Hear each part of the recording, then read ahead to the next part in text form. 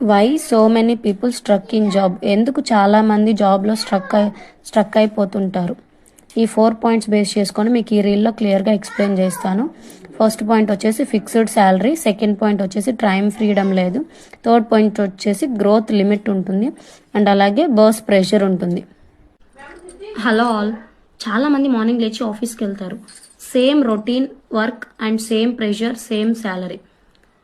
Year ఎండ్లో increment వస్తుంది, but ఎక్స్పెన్సివ్స్ మాత్రం డబుల్ అవుతాయి. టైం ఫ్రీడమ్ లేదు, ఫ్యామిలీతో స్పెండ్ చేయడానికి టైం లేదు. జాబ్ సెక్యూర్ అని అనుకుంటాం, కానీ ఒక్క డిసిషన్తో లైఫ్ చేంజ్ అయిపోతుంది. ప్రాబ్లం జాబ్ కాదు, సింగిల్ ఇన్కమ్ మీద డిపెండ్ అవ్వడం ప్రాబ్లం. ఇన్కమ్ ఒక్కటే ఉంటే రిస్క్ ఎక్కువ. సో ఇన్కమ్కి లిమిట్ పెట్టుకోకుండా ఉండాలి అంటే ఆల్టర్నేటివ్ ఇన్కమ్ సోర్స్ ఉండాలి. Single income equal to single risk. మీ ఫ్యూచర్ని సెక్యూర్ చేసుకోవడానికి alternative income important. So think smart and plan smart. Thank you.